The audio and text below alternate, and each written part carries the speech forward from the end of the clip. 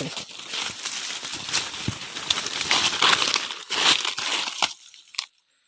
้ยังบุตายดีทุกคน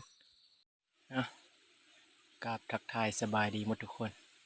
สบายดีพ่อแม่พี่น้องนะคือเก่าทุกคน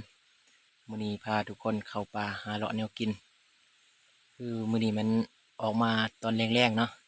เราจะพาทุกคนไปซอกต้นหมากค่อมนะทุกคนนะคือคนบ้านบอกว่ามันมีหมากนกเขาก็เลยพาทุกคนมาเลาะเบิ่งว่าสิมีนกบ่หรือว่าจะซอกต้นบ่เห็นนะคนบ้านบอกว่าอยู่ตามดอยเทิงก็เลยจีลองไปเบิ่งเนาะไปในได้ก็ติดตามเบิ่งนำกันมาแล้วทุกคน1 แต้มยางเลาะตามป่าซักขึ้นมาว่าจีขึ้นเมื่อป่าเห็นนกตัวนึงจัดไป1 แต้มทุกคนนกยังทุกคน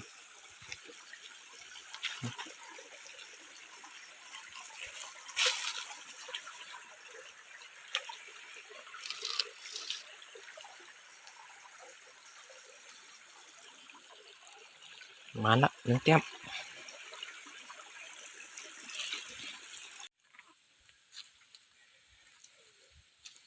เบิ่งดอยทุกคน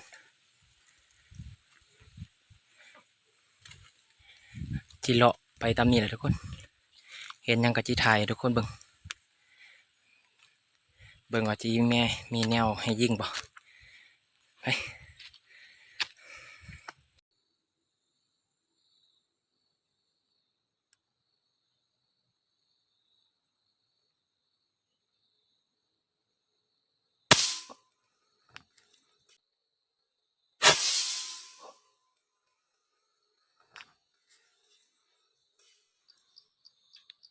ทุกคนถือว่าเฮาขึ้นมาฮอดสันดอยละ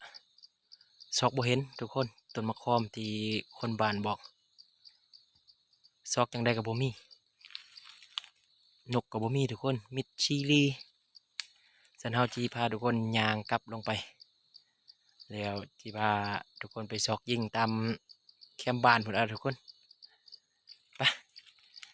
ขึ้นมาจนเมื่อยบ่เห็นฮอดหมากจะได้ก็ติดตามเบิ่งนำกันทุกคนถือว่าเฮาย่างกลับลงมาแล้วเฮาจึงมาเห็นทุกคน จึงมาเห็นกบมะขามย้อนนกบ่เข้าทุกคนมันเฮาจึงบ่เห็นมันเพราะว่าเฮาย่างกายเมื่อนี่ย่างกายเมื่อ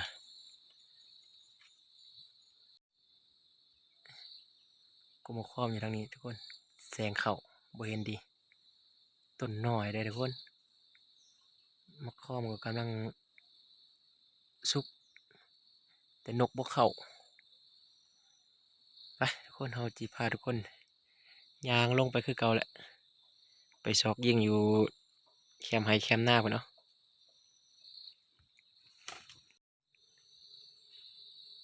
เฮาย่างกลับมามันจวบนกทุกคนนกยังหลายเติบเดี๋ยวจะพาทุกคนไปยิงมันไป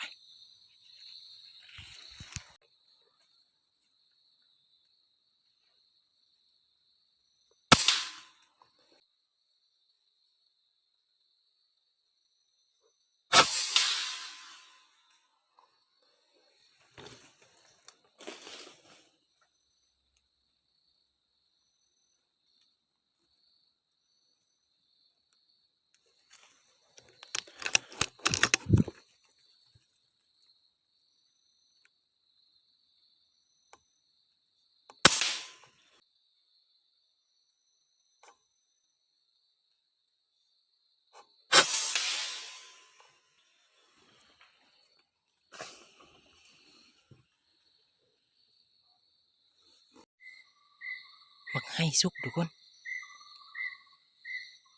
ก็ห้างหัวมันมักให้ย่างมาได้ยินเสียงนกอยู่จึงหัวมันมักให้เฮาได้ยิงไป2 บาททุกคน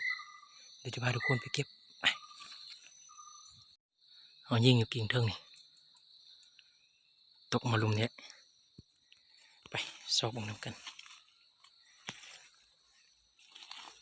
นี่ทุกคนเบิ่งมัก มักให้ใหญ่เนาะทุกคนเนาะโอ้กำลังหู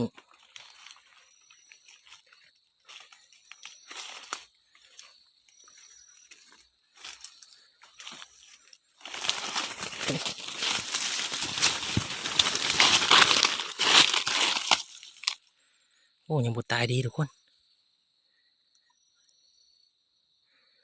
นี่หนึ่งตัว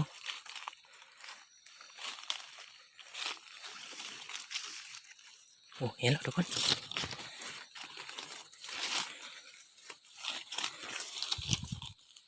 นี่อันนี้ตัวที่สองโอ้มาแล้วทุกคนสองเต็ม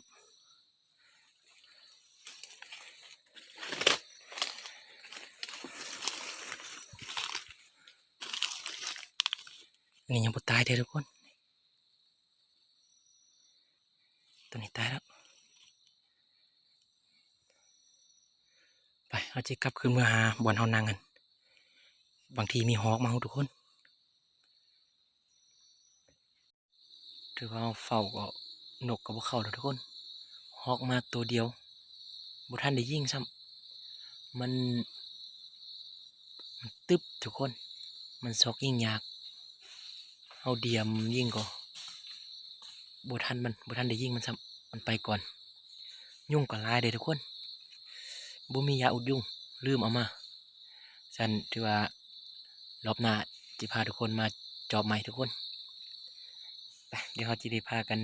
กลับแล้วทุกคนบุไว้ยุ่งลายเกินถือว่าแต้มเฮามื้อนี้หาอยู่หากินเฮามื้อนี้ก็ได้3 แต้มนกเป่า2อันนี้นกยังโหทุกคนนกกินปลาบ่เพราะว่ายิงได้อยู่แคมน้ำเนาะยิงได้อยู่ต้นสักถือว่า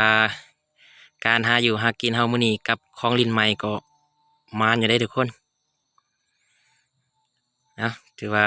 วิดีโอนี้ก็จะได้ปะสำนี้แหละไว้พอกันวิดีโอหน้าเนาะขอบใจผู้ที่เข้ามาติดตามและผู้ที่เข้ามารับชมเนาะขอบใจ